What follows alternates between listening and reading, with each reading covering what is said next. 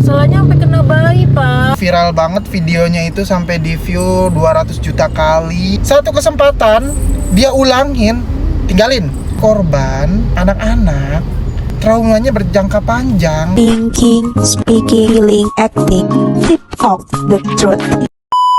Baru-baru ini ya hot banget nih KDRT yang dilakukan oleh seorang suami ya pada istrinya. Itu brutal banget sih.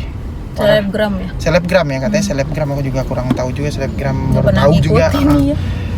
Sampai viral banget videonya itu, sampai di view 200 juta kali di Instagram, di Reels. Memang videonya itu menurut aku Tragis ya? tragis banget sih, ironi banget. Kejam. Itu kejam deh, brutal banget dah pokoknya. Ini pemicunya baru banget tadi ya diinformasikan oleh polisi. Katanya pemicunya itu berawal dari cekcok.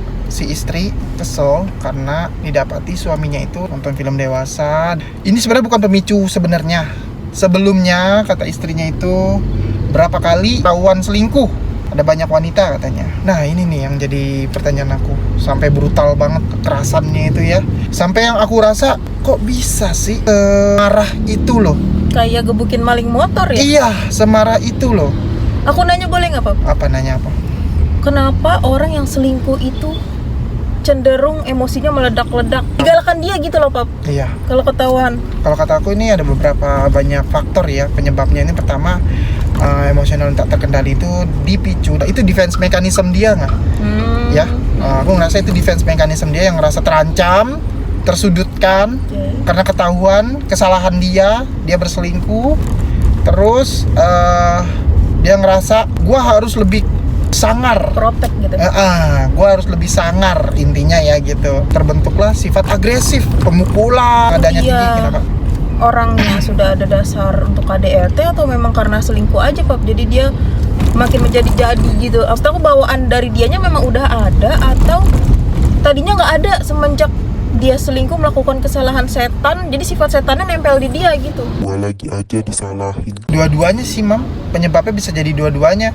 Yang tadinya tidak ada jadi ada karena ketahuan selingkuh. Yang sebelumnya memang ada sifat agresif. Jadi memang dua-duanya ada. Ya. Dua-duanya ada. Ini bentuk defense mechanism, aku yakin banget ini. Bentuk pertahanan diri, ego seorang laki-laki kalau ketahuan kesalahannya ya. Terus yang kedua, kenapa dia berani? Ya karena dia ngerasa istrinya lemah. Istrinya lemah.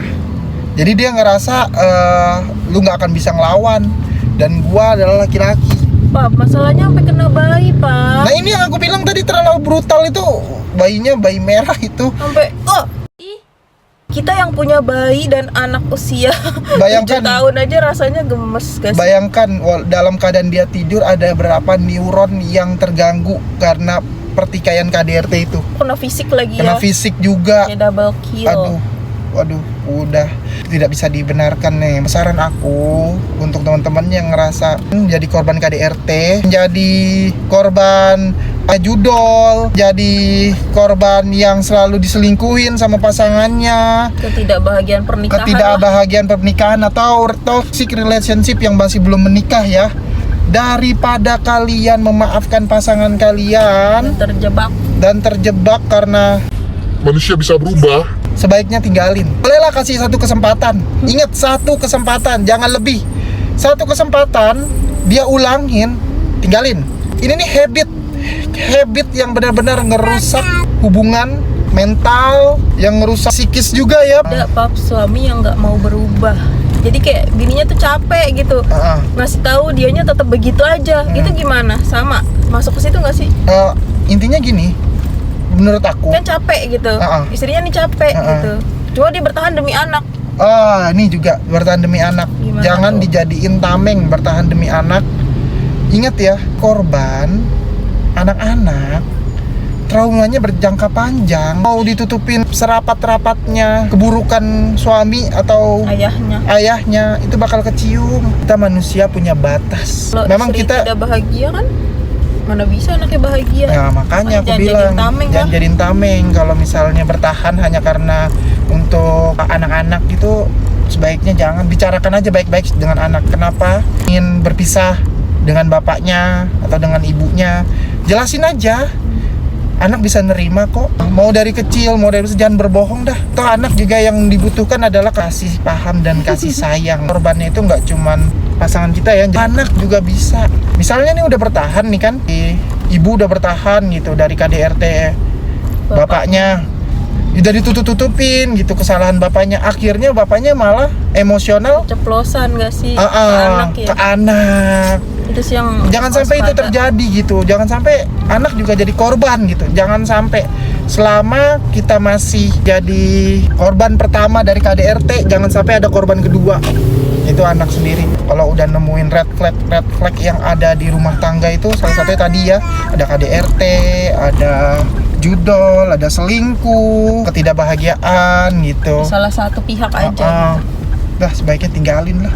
Apalagi aku lihat itu videonya, dia tuh kayak brutal banget dan dia sampai nggak sadar ya Pap, nendang bayi. Berarti Iya. nggak menutup kemungkinan suatu saat dia bisa meledak-ledak di depan anak. Nah itu udah nggak ada yang bisa ditutupin lagi ya Nah, kalau udah itu. begitu. Jadi gimana nih pendapat kalian kalau masih di dalam hubungan yang toxic relationship? Apakah kalian akan bertahan atau kalian akan tinggalkan? Komen ya. Thank you.